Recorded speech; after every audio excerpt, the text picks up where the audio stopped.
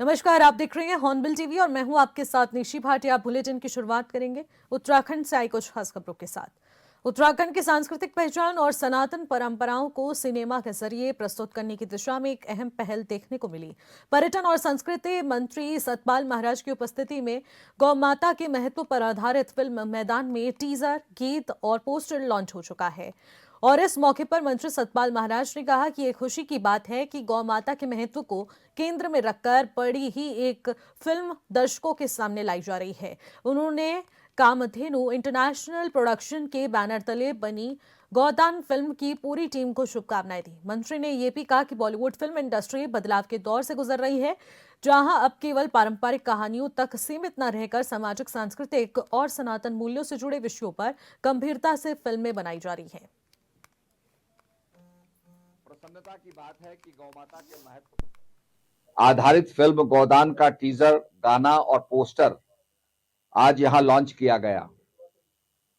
Kamdhenu international productions के banner तले गौमाता के महत्व को पर्दे पर उतारने के लिए बनी गोदान फिल्म की पूरी टीम को मेरी ओर से बहुत बहुत बधाई। बॉलीवुड फिल्म इंडस्ट्री इन दिनों बदलाव के एक बड़े दौर से गुजर रही है और यहाँ की फिल्में केवल पारंपरिक पारिवारिक कहानियां तक सीमित नहीं हैं, बल्कि निर्माता और निर्देशक अब सामाजिक मुद्दों को लेकर सस्पेंस थ्रिलर जैसे अलग अलग लीग से हटकर विषयों पर फिल्म बना रहे हैं। कांग्रेस विधायक वीरेंद्र जाती ने हमारे संवाददाता से खास बातचीत की। उन्होंने कहा कि 2027 चुनाव के लिए कांग्रेस पूरी तरह से तैयार है। कई मुद्दों पर बीजेपी को धूल चटाने का काम कांग्रेस पार्टी करेगी। उन्होंने यूसीसी और उत्तराखंड के विषयों को लेकर भी हॉर्नबिल टीवी से खास बातचीत की। क्या कुछ कहा, आप सुनिए। झबरेड़ा विधायक वीरेंद्र जाती जी हमारे साथ मौजूद है। विधायक जी, यूसीसी को 1 साल हो गया है, किस रूप में आप देख रहे हैं? क्या लग रहा है कि कुछ बदला है यूसीसी के आने से उत्तराखंड में? देखिए, यूसीसी एक तरीके का एक बहुत ही जिस तरीके से कहा जाता है ना कि श्रेय लेने की होड़ में हमारी भारतीय जनता पार्टी की सरकार ने यूसीसी को श्रेय लेने की होड़ में कि हम देश में सबसे पहले राज्य बने। ठीक है भाई, हम भी चाहते हैं कि हमारा जो स्टेट है, हमारा जो राज्य है, हम उत्तराखंडी हैं, कि हमारा राज्य वास्तविकता में देश में नंबर 1 पे हो। लेकिन कुछ चीज़ों में जल्दबाजी करके कि हमने यूसीसी को लागू कर दिया, हमने समानता के अधिकार को लागू कर दिया, तो इसमें जल्दीबाजी करके और तमाम सब्जेक्ट जो है छूट गए। जैसे आपका हमारा कुछ क्षेत्र है जो इससे आच्छादित नहीं हुआ है, कुछ क्षेत्र को इन्होंने छोड़ दिया, कुछ लोगों को इन्होंने छोड़ दिया, अनुसूचित जनजातियों को इन्होंने छोड़ दिया है। अरे भाई, आवश्यकता थी कि सबको बराबरी का हक हो, सबको बराबरी पे लाया जाए, सबको बराबर एक नज़र से देखा जाए। अगर आपने एक किसी स्पेशल कैटेगरी को इसमें छोड़ दिया तो फिर इसका मतलब तो ये है कि आपका जो मनोभाव है, आप उस मनोभाव से, जो आपका मोटो है, आप उस मोटो से ही अलग हो गए। तो यूसीसी खाली एक, मैं मानता हूँ, सरकार की बहुत ही की गई जल्दबाजी में से एक है। और ये कहते हैं कि क्या बहुत ज़्यादा इससे फ़र्क पड़ा? इन्होंने सिर्फ एक वर्ग को खुश करने के लिए कि हमने यूसीसी लागू कर दिया और यूसीसी लागू करके एक पर्टिकुलर एक वर्ग पे हम लोग प्रहार कर रहे हैं, जबकि ऐसा नहीं। मैं तो नहीं मानता हूँ। मैं तो हम लोग 1 साल से लगभग ज़्यादा इसको यूसीसी को लागू होने को है, लेकिन मैं नहीं मानता कि इसी वर्ग पे किसी का यूसीसी का फ़र्क है। फ़र्क है तो एक जगह है कि भाई जिस तरीके से हम लोग उत्तराखंड में देवभूमि के नाम से हमें जाना जाता है जी। और जिस तरीके से लिव इन रिलेशनशिप के फैक्ट्स को इन्होंने ऑथेंटिक कर दिया, लिव इन रिलेशनशिप या तमाम इस तरीके के कि भाई आपको खुलेआम रहने की आज़ादी है और सहवास और तमाम पता नहीं कैसे कैसे शब्द मैं आपको नहीं बता सकता, इस तरीके की चीज़ों को इन्होंने जैसे परमिट कर दिया है। ये हमारे उत्तराखंड के लिए थोड़ा सा शर्मनाक मुझे लगता है कि जिस तरीके से इन्होंने इस चीज़ को परमिट किया। विधायक जी, हरिद्वार जिले से आप आते हैं, अर्ध कुंभ होना है 2027 में। उससे पहले देखा जा रहा है कि गैर हिंदुओं के प्रवेश पर रोक लगा दी गई है गंगा घाटों के आसपास। उसको आप लोग किस तरह से देखते हैं और क्या लगता है, क्या ये सही फैसले हैं?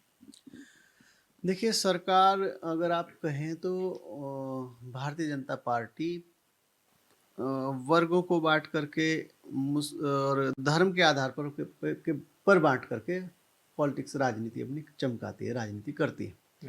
जब जब भी बड़े मुद्दे आते हैं वो कहीं ना कहीं, मैंने कहा ना, साइकोलॉजिकल अटैक करती है, साइकोलॉजिकल खेल खेलती है भारतीय जनता पार्टी। तो क्या करते हैं, जब जब भी बड़े मुद्दे आते हैं या सरकार को जनता का मिथक या एक जनता का जो ध्यान भंग करना होता है, उस तरीके से जब भी कोई प्रकरण आते हैं, जैसे अभी अंकिता भंडारी जी का, बहन अंकिता भंडारी का प्रकरण जो चरम पे है, इससे ध्यान भटकाने के लिए ये लोग कैसे कैसे क्या कर सकते हैं, उसी के एक परिप्रेक्ष्य में इन्होंने कहा कि हम गैर हिंदुओं के हरिद्वार में प्रवेश को वर्जित कर देंगे। जबकि भाई सबका हक है सब धर्मों के बारे में जानने का। भाई सिख धर्म है, हम अमृतसर के दरबार साहिब में भी जाते ही, हम चर्च में भी जाते हैं, सभी जगहों पर हम जा सकते हैं। भाई सबका हक है कि वो एक दूसरे के धर्म के प्रति जाने, और किसी को भी हम कह देंगे कि भाई यहाँ पर आपको प्रतिबंधित कर दिया है, हमारे मुस्लिम भाइयों को प्रतिबंधित कर दिया है, तो मैं मानता हूँ ये अनुचित है। खाली सरकार का एक तरीके से लोगों का ध्यान भटकाने की एक नीति है कि भाई हाँ, हमने हरिद्वार में मुस्लिम भाइयों को बैन कर दिया। ये मैं मानता हूँ अनुचित है। सबको हक है कि वो एक दूसरे के धर्म के बारे में, एक दूसरे के धर्म के बारे में जाने, अपनी जानकारी बढ़ाए। भाई अगर यही प्रतिबंध सिख भाइयों ने लगा दिया कि भाई गैर सिखों को हम अपने गुरुद्वारों में प्रवेश नहीं देंगे, कैसा लगेगा? भाई वो लोग भी तो कर ही रहे हैं। सब धर्मों का सम्मान, हमारा हिंदू धर्म तो कहता है कि हम सब धर्मों का, सब वर्गों का सम्मान करें। अगर हम सब धर्म और सब वर्गों का सम्मान नहीं कर रहे हैं तो हम वास्तविकता में असली हिंदू हैं ही नहीं, हमारी नीति है ही नहीं। हमारे धार्मिक ग्रंथों में लिखा है, हमारी गीता में लिखा है, हमारे जितने भी धार्मिक ग्रंथ हैं सब में लिखा है कि हाँ भाई हम सब धर्मों का, सब वर्गों का सम्मान करें। तो ऐसा कहीं नहीं लिखा कि हम सब धर्मों का और सब वर्गों का सम्मान ना करें। विधायक जी, मेरा अंतिम सवाल आपसे ये है कि 2022 में एक ह्यूमर्स फैलाया गया या जो भी कुछ रहा कि जुम्मे की छुट्टी कर देंगे और ये भी कहा गया कि मुस्लिम यूनिवर्सिटी बना देंगे, तो क्या लग रहा है कि 2022 में जब ये ट्रेंड किया तो उसका कहीं ना कहीं हानि जो थी वो कांग्रेस को पहुंची? और इस बार भी क्योंकि एआई का इस्तेमाल भी काफ़ी जगह पर किया जा रहा है, हरीश रावत जी के भी पिछले दिनों काफ़ी वीडियोज़ आए, क्या लग रहा है क्या कांग्रेस को कमज़ोर करने की कोशिश है? देखिए, हमेशा कंपटीशन में एक दूसरे को कमज़ोर कैसे किया जाए, भले ही वो झूठे तरीके से बरगलाया जाए या कैसे भी तरीके से किया जाए, वो चीज़ें पार्टियां करती हैं। और इसी की कड़ी में अभी आपने कुछ दिनों पहले देखा होगा कि हरीश रावत जी के कुछ मीम्स या कुछ पोस्ट वीडियो बना करके वो आधिकारिक जो भारतीय जनता पार्टी की ऑफिशियल फेसबुक है उस पर डाल दिए गए। जब हरीश रावत जी ने उनका विरोध किया, शायद एआई का इस्तेमाल किया हो, एआई का इस्तेमाल करके डाल दिए गए। लेकिन जब उन्होंने उसका विरोध किया तो भारतीय जनता पार्टी को अपने फेसबुक अकाउंट से हटाने भी पड़े, अपने सोशल मीडिया अकाउंट से हटाने भी पड़े। तो भाई एआई जितना हेल्पफुल है उतना खतरनाक भी है। तो मेरा भारतीय जनता पार्टी के साथियों से भी कहना है कि भाई आप भी इसका गलत इस्तेमाल ना करें। आप अगर एआई का आप लोग या कांग्रेस के जिम्मेदार लोग ही अगर एआई का गलत इस्तेमाल करेंगे, मैं सबको कह रहा हूँ, सभी दलों को कह रहा हूँ, एआई को अगर हम गलत इस्तेमाल करेंगे तो एक तरीके का समाज में अच्छा संदेश भी नहीं जाता है। धन्यवाद वीरेंद्र जी, हमसे बातचीत करने के लिए। विधायक जो हमारे साथ है, जो कि तमाम मुद्दों पर हमारे साथ बातचीत कर रहे थे। हॉर्नबिल टीवी के लिए देहरादून से विशाल गर्ग। भारत सरकार की ओर से देश में यूजीसी कानून लागू करने की तैयारियां चल रही हैं, लेकिन इन तैयारियों के बीच पूरे देश में इस कानून को स्वर्ण विरोधी बताकर इसे विरोध भी किया जा रहा है। इस क्रम में कालाढूंगी तहसील से पूर्व बीजेपी नेता और सनातन जागृति ट्रस्ट के अध्यक्ष विपिन पांडे के नेतृत्व में सैकड़ों युवाओं ने यूजीसी कानून का विरोध किया और तहसील परिसर में हनुमान चालीसा का पाठ करने के बाद उप जिलाधिकारी को पीएम और शिक्षा मंत्री के नाम ज्ञापन सौंपा। उन्होंने प्रधानमंत्री मोदी से इस कानून को वापस लिए जाने का अनुरोध किया है। फंसाया जाए तो फंसाने वाले पर भी कार्रवाई हो। कानून का दुरुपयोग नहीं होना चाहिए। रक्षा का बात आती है, रक्षा की बात आती है तो हम विश्वास कर सकते हैं, लेकिन यूजीसी कानून जो आया है हम उस पर विश्वास नहीं करते और हम उसका खुलकर विरोध करेंगे। अभी तो हम सैकड़ों की संख्या में आए हैं, लेकिन अगर जरूरत पड़ी तो सनातन धर्म, क्योंकि हम हिंदू की एकता की बात करते हैं, तो यूजीसी जो कानून आया है वो आपस में बंटवारे का कानून है। हम इसे किसी भी कीमत पर बर्दाश्त नहीं करेंगे। इसके लिए हमें सड़क से लेकर संसद तक जहां भी प्रदर्शन करना पड़े हम खुलेआम करेंगे। देश भाजपा या किसी भी दल का मामला नहीं है। हम सनातन को मानने वाले लोग हैं और सनातन हिंदू धर्म में यूजीसी जो काला कानून आया है इसमें आपस में बंटवारे का कानून है। यूजीसी जो काला कानून है ये किसी व्यक्ति के लिए नहीं, हमारी आने वाली पीढ़ी है, हमारे जो बच्चे हैं, हमारे जो नाती पोते हैं किसी के, उन बच्चों को आने में शिक्षा में तक अगर स्कूल कॉलेज में वो पढ़ेंगे तो वहाँ भी एक भेदभाव की स्थिति होगी, वहाँ भी एक डर का माहौल होगा। संस्था है उसके द्वारा अभी जो है यूजीसी एक्ट के प्रावधानों के परिप्रेक्ष्य में एक ज्ञापन यहाँ पे दिया गया है और उस ज्ञापन को एक उचित माध्यम से प्रेषित किया जा रहा है। महोदय, विनम्र निवेदन इस प्रकार है कि जातिगत भेदभाव की एक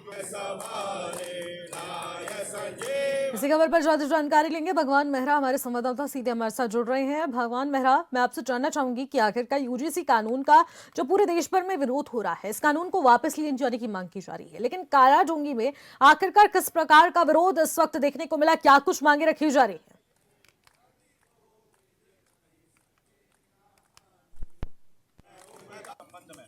महोदय, विनम्र निवेदन इस प्रकार है कि जातिगत भेदभाव की एक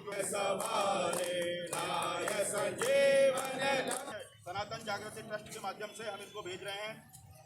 ठीक है, तो भगवान मेहरा से एक बार फिर से संपर्क साधने की कोशिश की जाएगी, लेकिन इसी बीच आपको बता दें कि कालाडूंगी में पूर्व बीजेपी नेता के द्वारा उनकी अध्यक्षता में विरोध प्रदर्शन किया गया, हनुमान चालीसा का पाठ किया गया और प्रधानमंत्री के नाम उप जिलाधिकारी को ज्ञापन सौंपने का काम किया गया है। भगवान मेहरा हमारे संवाददाता एक बार फिर से हमारे साथ जुड़ चुकी हैं।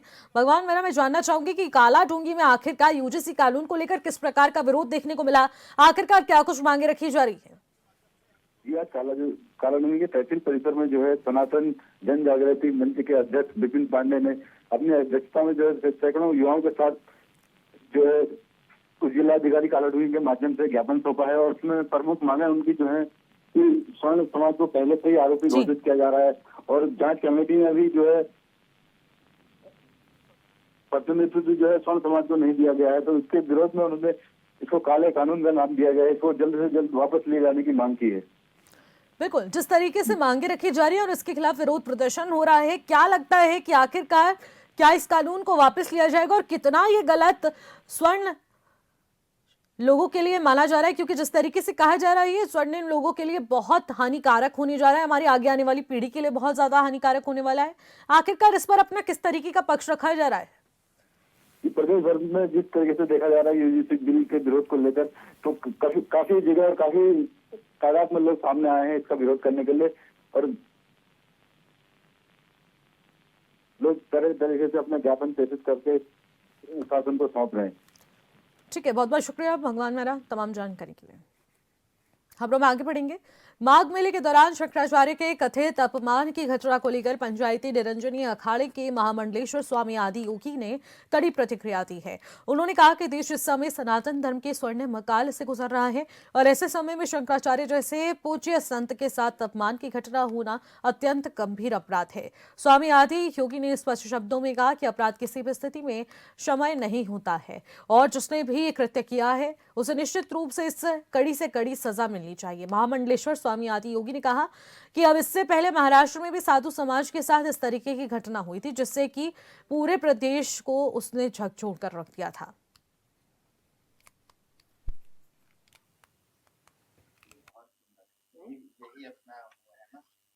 देश में सनातन का स्वर्णिम काल चल रहा है।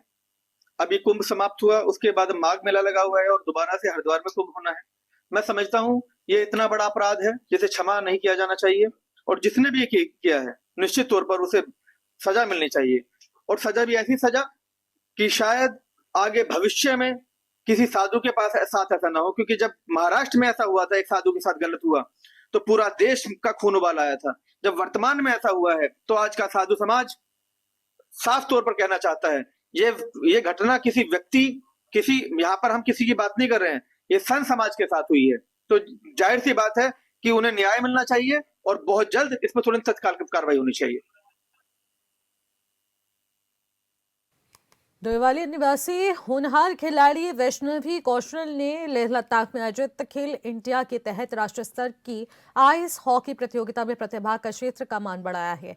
वहीं बर्फीले मैदान पर अपने शानदार प्रदर्शन से वैष्णवी ने न केवल अपनी प्रतिभा का लोहा बनवाया बल्कि नगर और उत्तराखंड का नाम भी रोशन किया। कठिन मौसम में चुनौतीपूर्ण परिस्थितियों के बीच आयोजित इस प्रतियोगिता में देश भर से आए खिलाड़ियों के साथ मुकाबला करते हुए वैष्णवी ने आत्मविश्वास और साहस का परिचय दिया।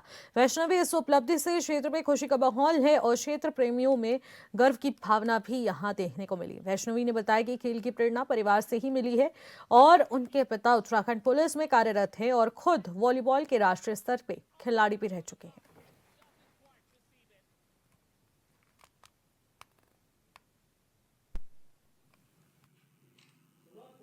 और मेरा नाम वैष्णवी कौशल है और मेरी एज 16 इयर्स ओल्ड है और आज मैं पहली बार खेलो इंडिया के लिए लेह लद्दाख गई थी for my sport ice hockey team. I was playing from Rajasthan and I basically belong to Uttarakhand and I did play Rajasthan because the Uttarakhand team was not made this time. So yeah, I played with the Rajasthan team and I was very happy that we were in the top 7 and yeah.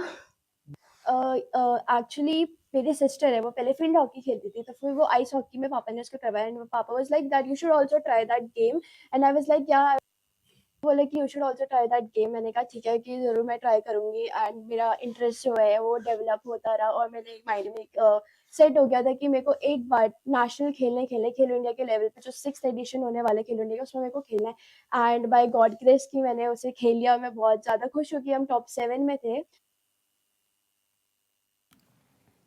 Uttarakhand में बीते कुछ दिनों से मौसम लगातार करवट बदल रहा है। सक्रिय पश्चिमी विक्षोभ के प्रभाव से राज्य में उच्च स्तरीय हिमालयी क्षेत्रों में बर्फबारी और निचले इलाकों में बारिश दर्ज है। मौसम विभाग के अनुसार यह पश्चिमी विक्षोभ अब राज्य से आगे बढ़ चुका है। हालांकि उत्तरी जिलों में अभी भी बादल छाए रहे हैं और हल्की बारिश बर्फबारी की संभावना बनी हुई है।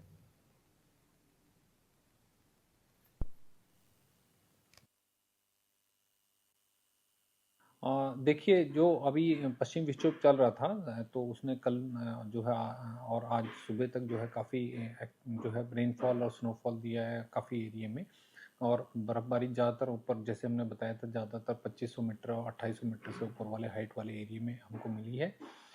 तो अभी ये सिस्टम तो ऑलमोस्ट निकल गया है लेकिन उत्तर के जो हमारे जनपद है खासतौर से उत्तरकाशी चमोली और पिथौरागढ़ उससे लगे हुए बाकी बागेश्वर या रुद्रपुरिया के कुछ इलाके हैं जहाँ पे अभी भी जो है कुछ क्लाउडिंग देखी जा सकती है। तो वहाँ पे अभी भी आज भी उम्मीद है कुछ कुछ जगह पे बारिश और बर्फबारी हो सकती है। तो ये सिलसिला जो है ऐसे धीरे धीरे कम होता रहेगा जैसे हमने पहले ही बताया। उसके बाद जो है 30-31 तारीख में जो पश्चिमी विक्षोभ एक और आ रहा है तो उसका जो असर हमारे जो है प्रदेश में 1 तारीख को खासतौर से 1 तारीख को 31 की रात से हो सकता बल्कि तो ये 1 और 2 तारीख को देखने को मिल सकता है। उत्तराखंड में बीजेपी की डबल इंजन वाली सरकार है जिसका दावा है कि तेजी से सरकार विकास कार्यों पर काम कर रही है। राज्य सरकार के दावे के चलते 4 वर्षों के कार्यकाल में बीजेपी की सरकार ने 28,000 से ज्यादा युवाओं को नौकरी दी है, लेकिन विपक्ष का कहना है कि पूरे प्रदेश में सरकार नौकरी बेचने का कारोबार कर रही है।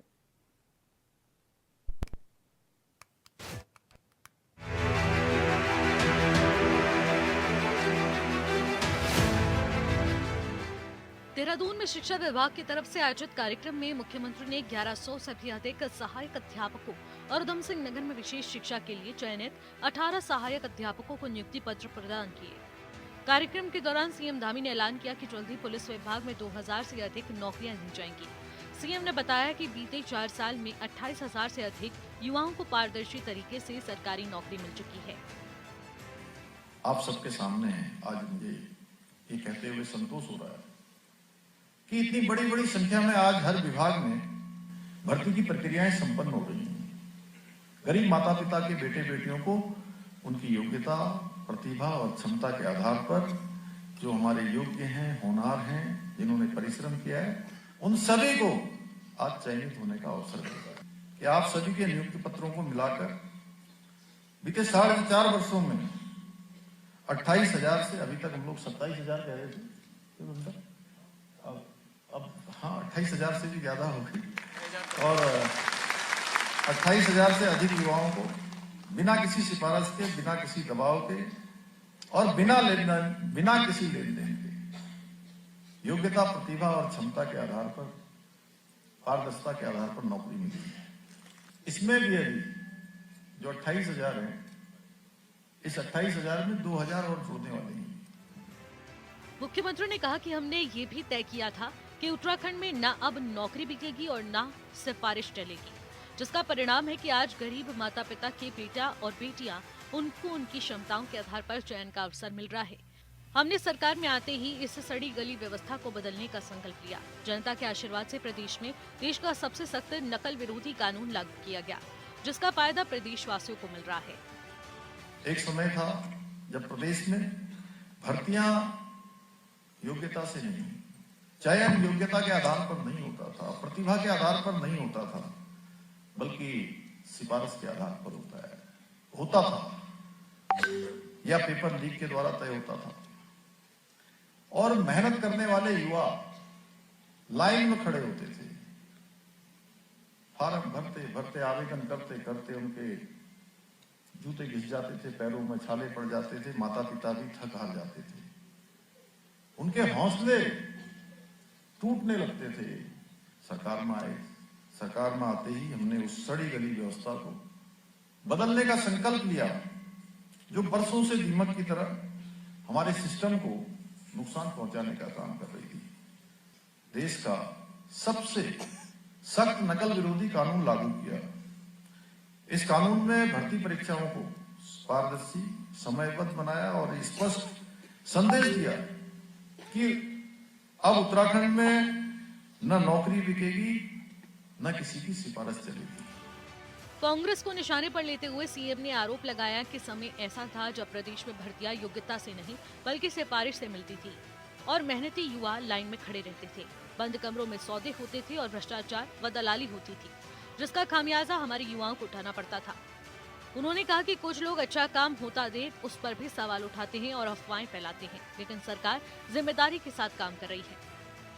कुछ लोगों को ये बदलाव भी अच्छा नहीं लग रहा है, इसलिए वो समय समय पर भ्रम फैलाने का प्रयास करते हैं, अनेक प्रकार की अफवाहें फैलाते हैं, लोगों के बीच में संदेह करते हैं कि जब कोई व्यवस्था अच्छी चल रही होती है तो कुछ लोग उसमें डेंट करने के लिए, उसको बदनाम करने के लिए किस प्रकार की साजिश करते हैं, किस प्रकार के षड्यंत्र करते हैं।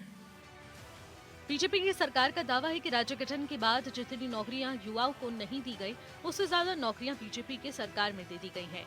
वहीं विपक्ष का आरोप है कि पूरे प्रदेश में बीजेपी की सरकार में नौकरी बेची जा रही है। दिल्ली में मीडिया के सवालों पर कांग्रेस प्रदेश अध्यक्ष ने बताया कि बीजेपी की सरकार पर ये आरोप है।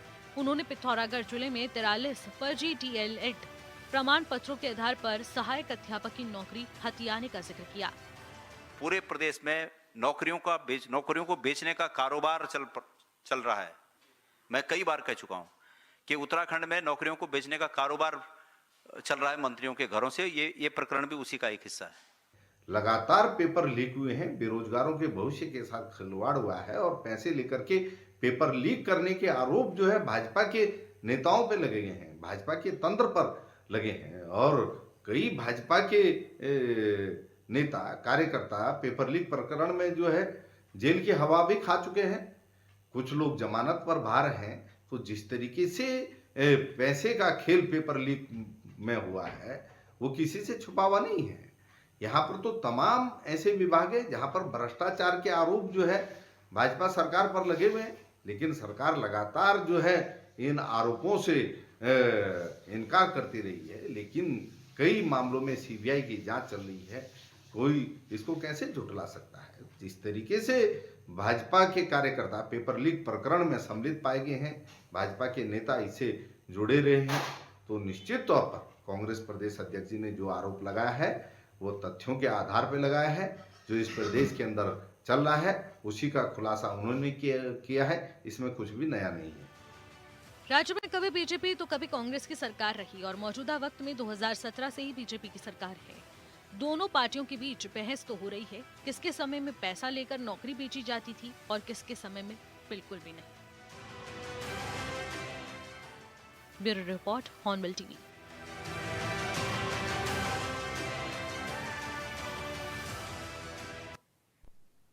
फिलहाल इन खबरों में इतना ही। आप देखते रहेगा हॉर्नबिल टीवी। नमस्कार।